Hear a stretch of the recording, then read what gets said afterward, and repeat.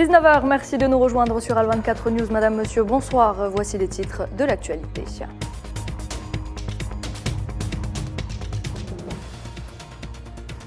Célébration du premier anniversaire de la création de la Cour constitutionnelle. Le président de la République, Abdelmadjid Tebboune, affirme être pleinement conscient des aspirations du peuple algérien à une véritable justice, à la prospérité et au développement dans une Algérie nouvelle, respectée.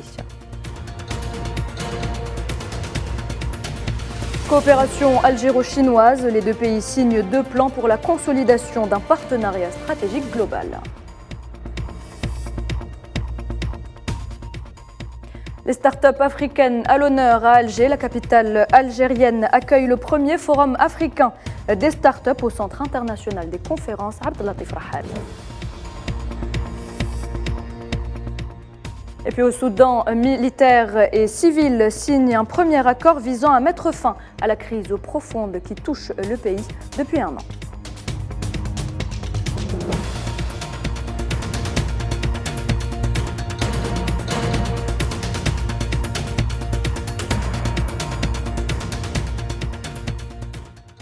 Mais avant de dérouler le fil de l'actualité, direction la Palestine, une nouvelle fois endeuillée.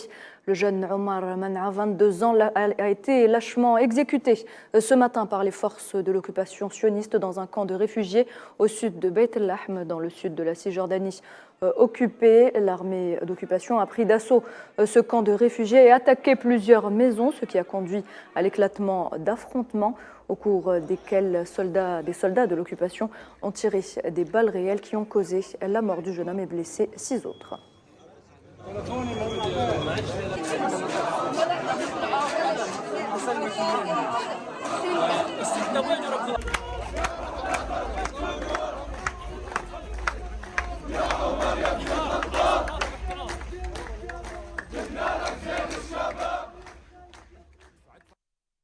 Et nous le disions en titre, le président de la République, Abdelmadjid Tebboune, a affirmé ce lundi être pleinement conscient des aspirations du peuple algérien à une véritable justice, à la prospérité et au développement dans une Algérie nouvelle respectée. Des propos lus en son nom par le conseiller du président de la République chargé des affaires juridiques et judiciaires, Boualem Boualem, lors de l'ouverture des travaux d'un colloque international organisé au Palais des Nations dans le cadre de la célébration du premier anniversaire de la création de la Cour constitutionnelle.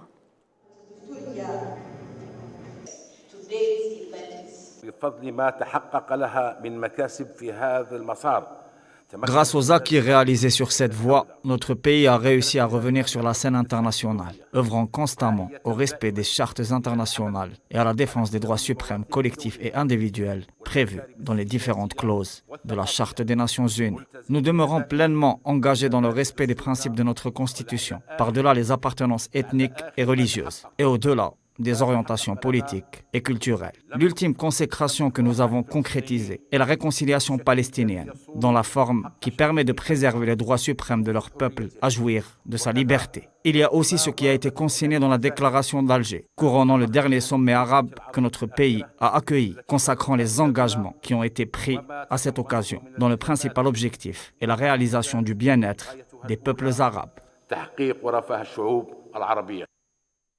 Présent également au Palais des Nations, le président de la commission juridique de Venise a félicité l'Algérie pour les réformes entreprises au cours des dernières années. On l'écoute.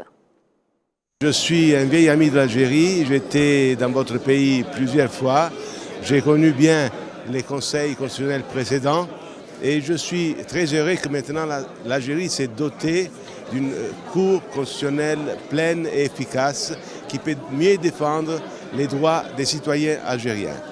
L'Algérie a été toujours ouverte à l'international, elle a toujours été le hôte, et surtout les instances constitutionnelles, de rencontres au niveau continental et même extracontinental. Elle fait partie de plusieurs organisations internationales, elle est membre même de la Commission de Venise, du Conseil de l'Europe, depuis 2007. Et donc je félicite les autorités algériennes et notamment la Cour constitutionnelle pour cette ouverture vers l'extérieur.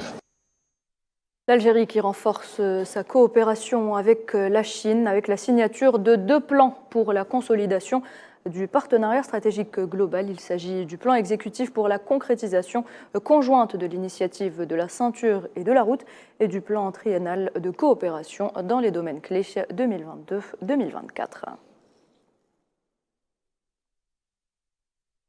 On reste en Algérie où les startups africaines sont à l'honneur. La capitale algérienne accueille le premier forum africain des startups au Centre international des conférences Abdellatif Rahal. Cette rencontre internationale se tient avec la participation de responsables et experts dans l'entrepreneuriat et l'innovation venant de plusieurs pays africains. Elle vise également à renforcer le rôle des startups en Afrique et à booster leur contribution au développement économique en favorisant l'accès aux sources de financement régionales. Mohamed Wali Ben Chaban. Alger abrite le premier congrès africain des startups, une manifestation inédite qui se fixe l'objectif de renforcer le rôle des micro-entreprises en Afrique et à consacrer leur contribution au développement économique. Faire du rendez-vous d'Alger une rencontre périodique renouvelée qui reflète l'insertion économique mondiale et moderne. Une rencontre qui consacre les valeurs de la solidarité et la coopération africaine.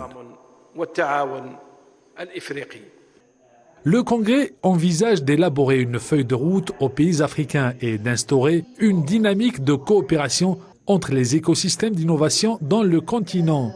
L'objectif, c'est effectivement d'adopter une feuille de route qui va être un document important qui permet de développer des instruments panafricains, comme je l'ai dit, diplomatiques, économiques, etc., pour permettre aux startups africaines de se développer plus facilement. Last but not least, c'est la première conférence africaine des startups. Donc c'est pour la première fois qu'en Afrique qu'il y a ce type d'initiative, et on est content que cette initiative se déroule en Algérie. Le président de la République, Abdelmadjid Tebboune, dans un message adressé aux participants de la première édition de la conférence africaine des startups, a plaidé ce lundi pour une orientation vers l'entrepreneuriat innovant pour résoudre la problématique de l'emploi en Afrique.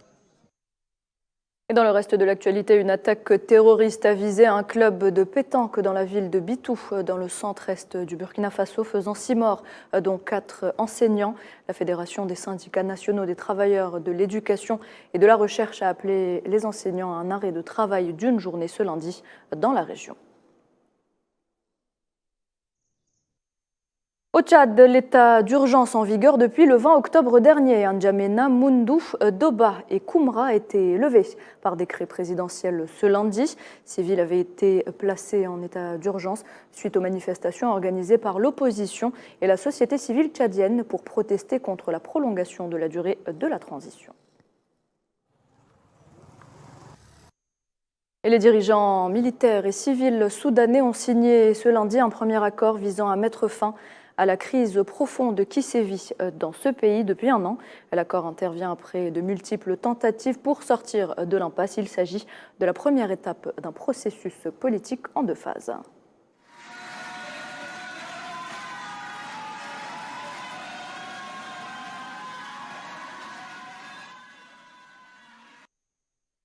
Une nouvelle force régionale voit le jour en Afrique de l'Ouest. Les dirigeants de la CEDEAO ont décidé à Abuja la création d'une force régionale appelée à intervenir en cas de besoin, qu'il s'agisse de sécurité, de terrorisme ou encore de rétablissement de l'ordre constitutionnel dans des États membres. Naliman Zekar pour les détails. Ramener la sécurité et la stabilité en Afrique de l'Ouest, c'est le défi que s'est lancé la CEDEAO lors d'un sommet dans la capitale nigériane Abuja. Les chefs des États membres de la communauté économique des États d'Afrique de l'Ouest se sont engagés dimanche à créer une force régionale vouée à intervenir non seulement contre le terrorisme, mais aussi en cas de coup d'État fréquent dans la région ces dernières années. Les responsables militaires de la région se réuniront dans la deuxième moitié de janvier pour discuter des modalités d'établissement de la force régionale. Quant au financement de cette dernière, les dirigeants ouest-africains ont décidé de ne pas s'en remettre uniquement aux contributions volontaires, affirme Omar Touré, président de la commission de la CEDEAO. La situation au Mali, au Burkina Faso et en Guinée, 3 pays dans lesquels les militaires ont pris le pouvoir par des coups de force depuis 2020, s'annonçait une fois de plus comme l'un des sujets dominants du sommet. L'instabilité inquiète la CEDEAO qui fait pression depuis des mois pour un retour rapide des civils à la tête de ces pays, dont deux, le Mali et le Burkina Faso, sont gravement ébranlés par la propagation terroriste sur leur territoire. Et direction le Maroc, à présent où rien ne semble apaiser les tensions sociales entre cherté de la vie et normalisation des relations. Avec l'entité sioniste, les Marocains crient leur colère. Ils étaient d'ailleurs des centaines à manifester hier dimanche à Rabat, venus de différentes villes du royaume mais appartenant à plusieurs organisations politiques, syndicales et de défense des droits de l'homme. Les manifestants ont investi les rues de la capitale portant des drapeaux marocains et palestiniens. Nelaït Hamouda.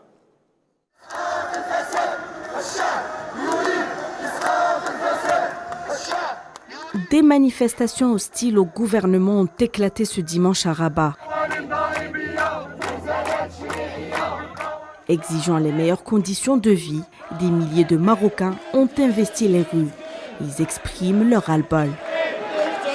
À l'origine de cette colère, la baisse du pouvoir d'achat sur fond de hausse des prix des matières premières, en particulier des céréales et du pétrole. Les manifestants dénoncent en parallèle les inégalités sociales grandissantes, la normalisation avec l'entité sioniste et la corruption de la classe dirigeante.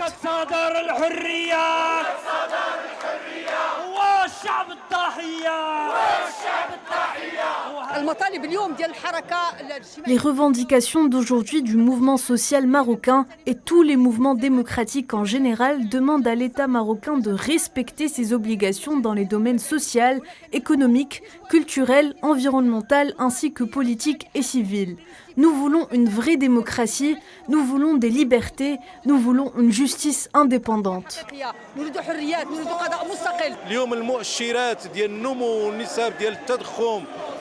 Aujourd'hui, les indicateurs de croissance et les taux d'inflation que connaît notre pays ont conduit à plus de pauvreté, plus de marginalisation et à une baisse du pouvoir d'achat. Nous sommes venus ici aujourd'hui pour élever nos voix et demander à l'État de réviser ses politiques publiques.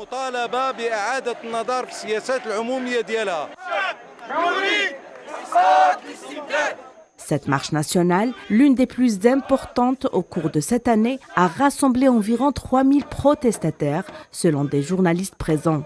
La grogne populaire ne semble pas faiblir, une grogne exacerbée par les mesures aux répercussions sociales désastreuses prises par le gouvernement Aziz Arnouch.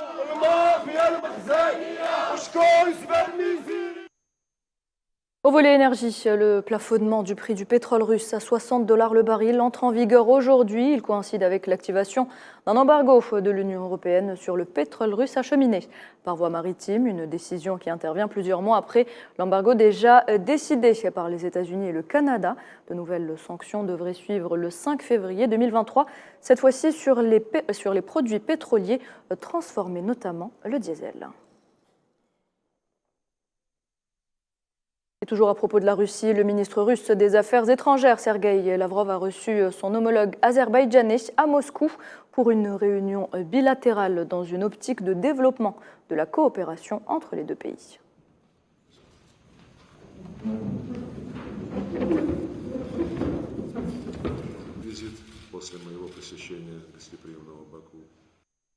Et comme de coutume, depuis le début de la Coupe du Monde, on termine avec une escale au Qatar où se déroule donc l'événement sportif de cette fin d'année.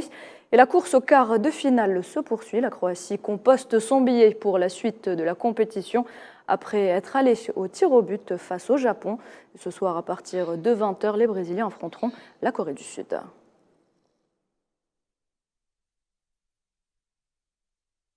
Et voilà, c'est la fin de cette édition. Merci de l'avoir suivi. Tout de suite, un point météo et puis l'actualité continue sur nos différents réseaux sociaux. Très bonne soirée sur Al24 News et à demain.